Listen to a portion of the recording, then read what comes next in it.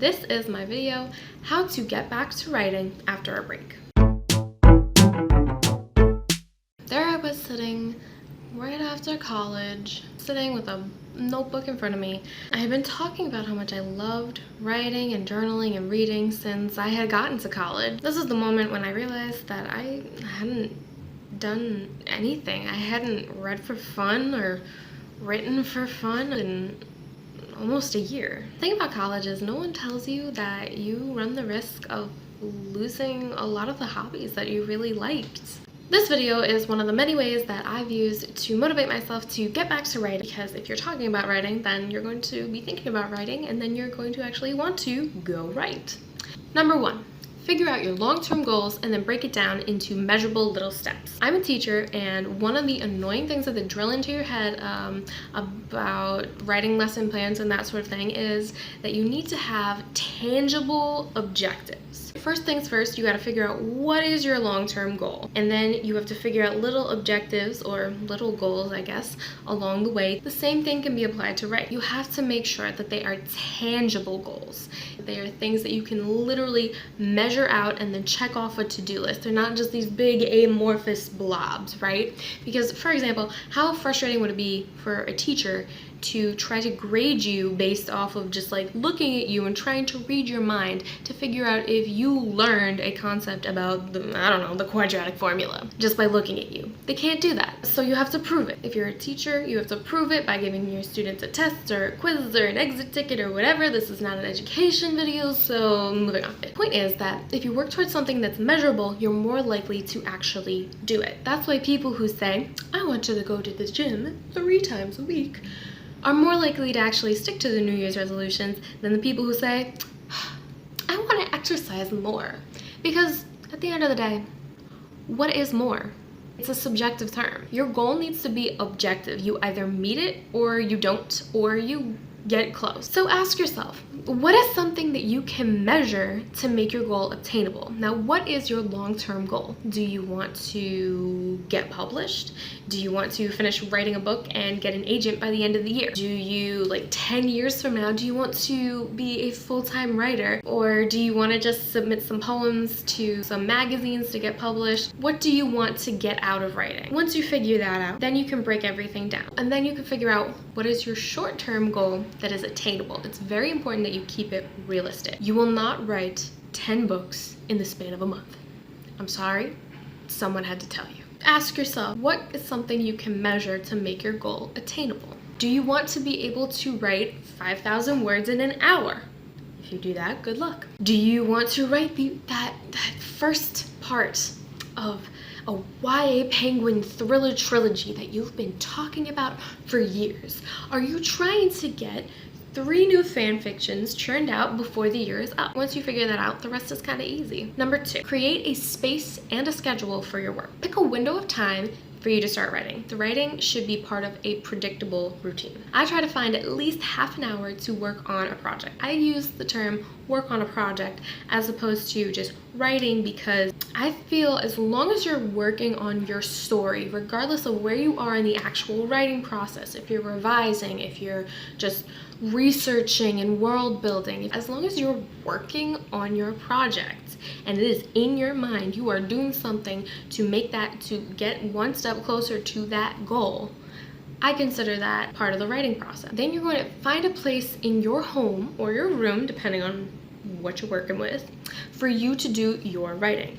Make your desk as cozy or as organized as possible so you know when you go into this space, you are here to write. You can even take it a step further and find an outfit that makes you feel like a writer. Maybe it's a really pretty scarf or a cute little cardigan or pretty earrings or something like that. Find something that makes you take on the persona of a writer. Dr. Karen Pine, a fashion psychologist, yes, I did not know that was a thing until now, once said, when we put on a garment of clothing, we tend to adopt the characteristics associated with that garment. A lot of clothing has symbolic meaning for us, whether it's professional work attire or relaxing weekend gear. So if you're trying to write, maybe wearing pajamas maybe not gonna help you feel productive. Or maybe that's what makes you feel like you're a writer. It's the same thing as when you're getting ready for work. Do you put on a suit or do you put on your jogging gear? If you put on, you know, your sports wear and your leggings and stuff, are you more likely to go to that yoga class? Yeah, probably. You feel like that's what you're supposed to do in itself. Tip 3. Figure out what helps and distracts you. Find something that gets you in the mood to write and use it as a tool to motivate you. I noticed that whenever I watch AuthorTube videos, for example, I almost immediately I'm put in the mood to write or at least talk about writing in some capacity. Or, you know, also, sometimes they just get me in the zone to think about publication, editing, that sort of thing. Another thing you can do is try to find other tools to help you as well. One of the things I did was I got one of those little voice-to-text things that you can get on the App Store. I'll provide a link to the one that I use. And I just kind of ramble about it. It's just like me talking about my different experiences and different stories. And I know a lot of people, like my dad likes to write too, and that's one of his issues. It's just physically like having your brain keep up with, you know, having your hand and your typing fingers being able to keep up with your brain and all the things going on. So that might be something that's helpful to you as well. Also, think about what things also distract you. Are you working with the TV on? Is that really helping you? Is working with music getting you in the zone, or are you getting distracted and singing along? Figure out the things that distract you and figure out what motivate you. Focus on what motivates you and try to limit yourself to distractions. Tip 4, set a deadline. Come on, do it. Say it. Say your goal. Set a reasonable amount of time to get it done. This usually is where things fall apart. Won't be able to get a book done in a week. Don't make your goal to have a new novel done overnight.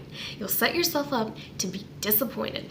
A lot of people either don't set deadlines for themselves or they set unrealistically short deadlines for themselves, and then they get frustrated and then they just never really try again. Don't do that to yourself. The existence and success of NaNoWriMo proves that it is possible to write a novel, or at least 500 words, in a month. So you can kind of use that as a basis.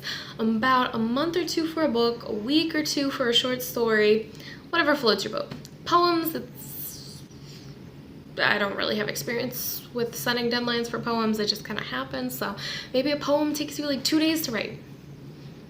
Who knows? Kind of gauge how much time you'll need based off of this. And after you set your goal, I recommend putting it somewhere you can see it. Now this can be on social media, so that way your friends and family know and they try to hold you accountable, because there's nothing more embarrassing than having your grandma see it and that you set a goal for yourself, like to finish a book, and then she brings it up at a family reunion. This is a very effective tool because no one likes being embarrassed at family reunions. Put it in your Google Calendar, write it down in your planner, whatever floats your boat. But you need to be able to see it and have it written down what you want, because you have it posted somewhere where you're going to see it relatively frequently, or at least get notifications about it. You will be reminded of your goal and you will start training yourself to work at it, because it will just be a reminder there and you'll see it and you'll go, oh yeah, that's right, I have to do that. Tip 5, hold yourself accountable. You have 3 options. Reward yourself for achieving a goal, punish yourself for not achieving the goal, or you can kind of do a mix of both. What is something you enjoy? Turn your distraction into a reward. For example, I like to watch shows on Netflix. I love to watch The Great British Baking Show, but I need to work on my novel. So guess what I'm gonna do? I'm going to reward myself after I finish a chapter with an episode of The Great British Baking Show. Maybe you like candy. Maybe you like stickers. After you write 1,000 words, you give yourself a little sticker. I love stickers. Stickers are great. For reward, so like I was saying, for reward, you can try something simple like putting stickers on your planner, like I just mentioned, like Alexa done. Something I like to do is get myself a new video game, or sometimes get a manicure, and I give myself a little reward for achieving that goal. Try to keep levels to your reward system to give yourself more motivation to keep going. So for example, you could, after you write 1,000 words or you edit, 10 pages, you give yourself a sticker on your calendar. Then if you have at least 1 sticker on each day of the week, you can take yourself out to dinner or buy yourself some new cute shoes. Jenna Moreci is a YouTuber who kind of goes the other way. She does a mix of both, where she holds herself accountable by making a video every 3 months or every quarter, and what goals she did and did not achieve in that quarter. She says in her videos she's using public humiliation as a motivation to get stuff done, and she also rewards herself by like a date night or something like that. My 6th tip for today is tell yourself it's okay if it's not good. Fear of failure is one that stops most people from achieving their dreams. Most people are scared to write because they don't want to fail at it, or they just assume that they're going to be bad at it, and so they don't want to even try. I found a lot of times that the fear that I'm not good enough comes from my anxiety. Nobody has told me that I'm going to fail. It's just I'm scared to. So I try to think of this fear, this like anxiety, as like, it's like my brain is like that command center in Inside Out, right? And you have all the different emotions and stuff running around, and everybody is kind of like the little command center in Star Trek, you know, you're cruising around, and anxiety, or that fear, those fears, that like insecurity is like a dog. Like, you know, if you have a dog, you know exactly what I'm talking about, because dogs just have this weird time of day. It's like the witching hour when they get out and they start running around like crazy and they mess up everything in the house. You know, you just cleaned and now there's dog fur everywhere, you know, there's papers all over the place. That anxiety and that fear, those insecurities and everything, it's a dog. It's that dog going crazy in your mind.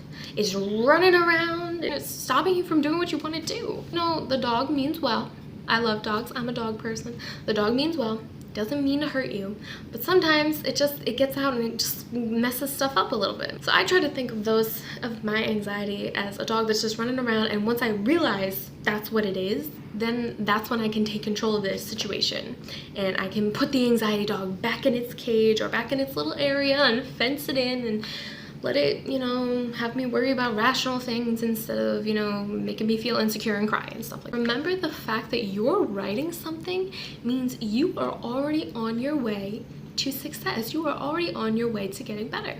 You can make something better in editing. Most people go through several drafts, and anyone who tells you they only write one draft, it's probably lying. That's the tea. Margaret Atwood said in her writing masterclass, the waste paper basket is your friend. Take it easy on yourself. You can clean it up in editing if it's not that good. I clean up what I write all the time in editing. It's fine. I love editing. I would 100% rather edit something that already exists than write something from scratch. It's okay if your writing isn't the best, but it's not okay to let that fear that you're not the best hold you back. Tip number 7 is know it's okay if your writing time isn't always spent literally writing.